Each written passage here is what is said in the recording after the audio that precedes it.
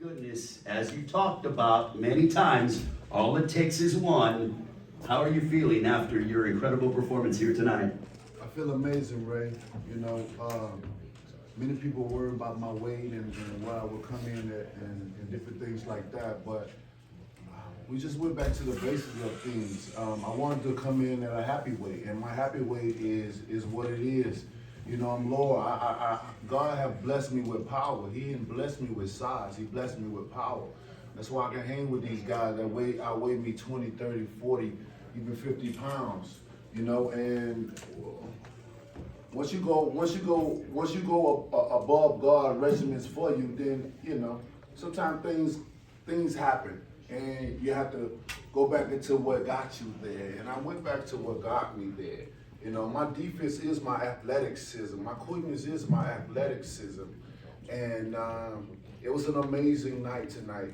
And man, it's just something about this place. It's special here in Brooklyn. It's special here at the Barclays Center, especially for me. You know, where some of my most dramatic, like I said, most devastating knockouts have came from our most exciting times has been right here at the Barclays Center.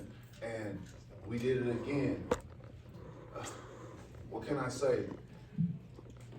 D, I think before I turn it over to the media, I think since seeing you from the kickoff press conference, visiting you in camp about a month ago in Las Vegas, I think it's fair to say that you, Malik Scott, your entire team, Don House, your strength and conditioning coaches, you were in the zone all training camp. Did you feel that way tonight? I did. I felt great. We put it in the work, right? You know. What was the numbers of the rounds? 725. You did one, so it'd be 733. Okay. Because you did one tonight, 733 for the bronze bomber. Just one as round. So count this as well. So, you know, we put in the work, you know, and it paid off in the end. And we had fun. We had to go back into the basics, and I wanted to add things in there that brought excitement back to me, that allowed me to train and have fun doing it. Because you can do it for so long and then it just becomes something that you do, something that is required to prepare for a fight. It's not exciting anymore. It's just something we just doing to get through the day, to get through the process of it. But I can honestly say we have fun every round, every second, every minute that we participated in. It was amazing, and being able to change locations as well, and man, it's just everything turned out great. You know what I mean? And I'm forever grateful for the love and prayers and the support that I have. You know, and take your time, baby. You know. Mm-hmm. The heavyweight division, man, the excitement is back. Welcome back, my man. Isn't that the heavyweight division is nothing without Deontay Wilder. And that ain't trying to be cocky or trying to be, you know, boastful. That's just straight facts. Who do it like I? No one. You know, and I got people that I love, and I got people that love me, you know, around me. So, you know, long live the king, and I can't wait for the next one. Deontay, based on what they saw tonight and the message that you delivered, how difficult do you expect it to be to get the top heavyweights like Usyk and those guys to want to fight you? I think it's going to be very difficult. You know, I'll be very surprised if he stick to his word. You know, I'm a man of my word. I abide by principle, morals, and goals. They say that if you don't believe in something, you'll fall for anything. And I believe in something, you know, and the last champion that came to a fight that said he would give me a fight, he went the other way after a devastating knockout. You know what I'm saying? We talking about Joseph Parker. You know, so we'll see what happens. And I'm gonna keep Usyk to his word. You know, we will be calling his team, you know, and whoever his handler is, and we're gonna see what's up. And if he a man of his word, what a hell of a fight it would be.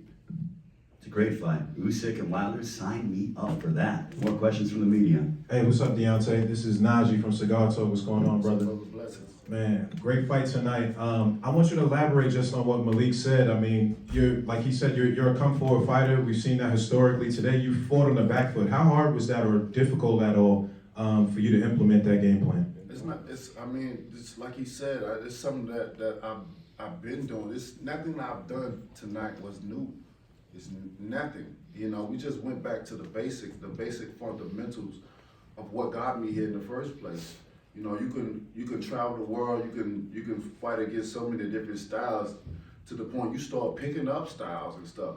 That's just like a language. When you go to a certain country, you stay there long enough, you're gonna pick up and you're gonna learn. You know what I'm saying? You're gonna take away. So I've sparred so many different guys and stuff. I pick up certain things and apply it to fights when I should have just stuck with what I know. You understand me?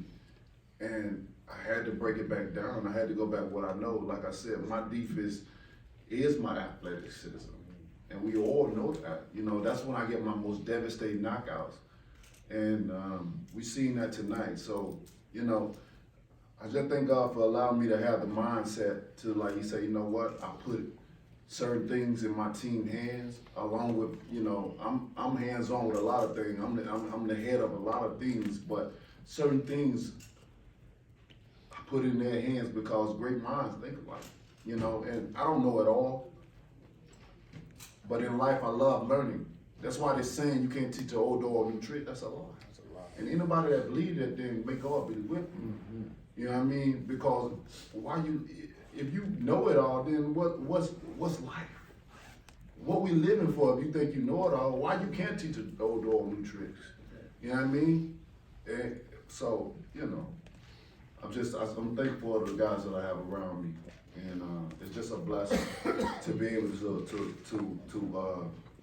to do what we've been practicing, what we've been working so hard for, and to bring it here to the Barclays Center for a devastating knockout and a great night. And then, you know, Caleb Plant got his knockout, and then followed behind me, everybody can go home and party.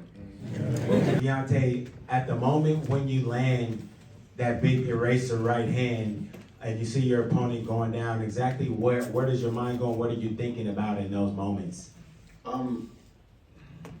When I hit him, as you can see, I was going for another one, you know, and it was so fast. It was fast for me, you know. I didn't know how devastating it was until I seen him fall on the canvas. You know, I didn't know I did what I did, you know, because we've been training for certain things to become muscle memory. So when I see certain events happen in the ring, my body just respond, and sometimes when you in the ring, you don't know what's going. You don't see what the other people see on the outside, you know. And my body just reacted. We wanted Robert to reach, and once he reached, I teached. And when I teached, a valuable lesson was taught tonight.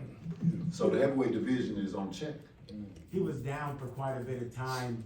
At what point does your jubilation turn into concern for your opponents? Man, my only concern is well, I always have concern for all fighters. You know, I'm a big advocate for fighters because, like I always say, we get done wrong. This is not a sport. A sport is something you play. You don't play this. And we risk our lives for you guys' entertainment. And I speak that forever, you know, but when you have a relationship with a man, you know, when you love a man, you know, when you build a friendship with another man, although he's thousands of miles away from where I am, you know, when you see things like that, man, you want to come to the aid. You know, I wanted to come to the aid, but they wouldn't let me, and I understood because he needed space. But you know, my heart goes out to him, and I hope he's doing okay. That he can be able to go back to his family, because this is a tough business that we're in. That's why I tell people, you gotta respect all fighters. You know, people always go about worrying about records and all this, he lost, or he's a bum and all that. Well, you get your bum ass in there then. And let's see who's the bum, really. Because you don't play this. You can't play this. So we demand respect at all times. Every fighter that step in the ring, I don't care what the record is. I don't care who they are or where they come from. It demands respect, because if not, then you see things like that happen.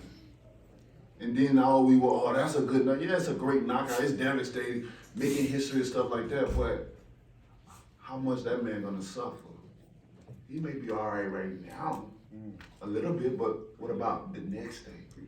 What about 2 weeks from now? What about a month from now? Maybe years from now?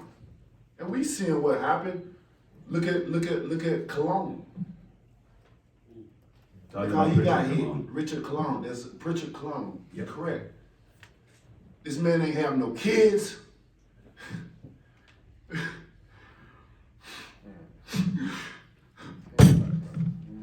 They don't understand, man. Y'all don't fucking understand what we go through, man.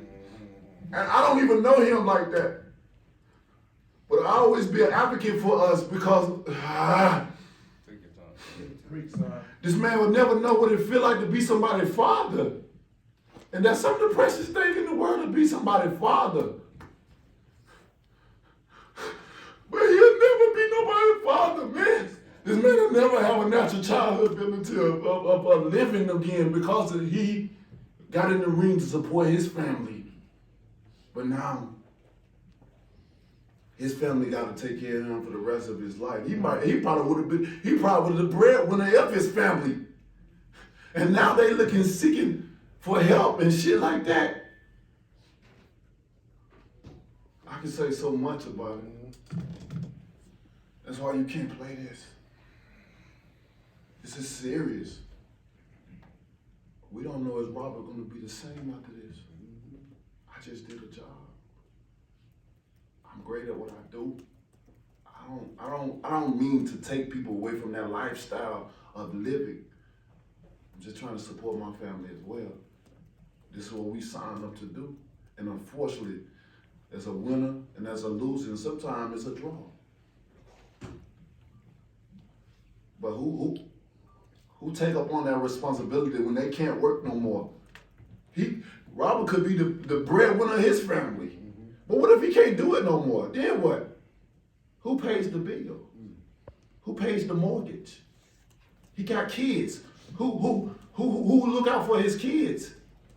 Because we all know when you lose and when it ain't going right, those same people that when you win, they kiss you and say they love you. They ain't there for you no more. Where they at? You understand me? More questions? Puncher, you're the greatest puncher in boxing history. You're the greatest puncher today. How greater do you think you could go if you continue? I mean, the sky's the limit. We'll see what happens. And to answer your last question, a lot of fighters see what I do. Hell no, they ain't trying to get in the ring with me. Because they can always say, I can be the same one. That's it. You know what I mean? So, the sky's the limit to how great I could be. I'm already great. I'm already going to be in the Hall of Fame. My fist is already in there. So anybody that thinking differently, may go off your with you. That's it. Your haters are your biggest fans. Exactly. Deontay, one thing. Okay?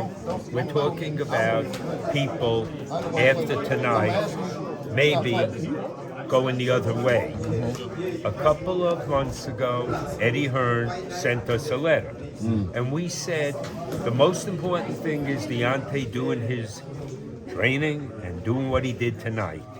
Now that he did it, we'll see if Eddie is coming with the truckloads of money he said and the Joshua deal that he said. We're here. He knows how to reach us. So we'll see. We'll see if tonight changed his mind.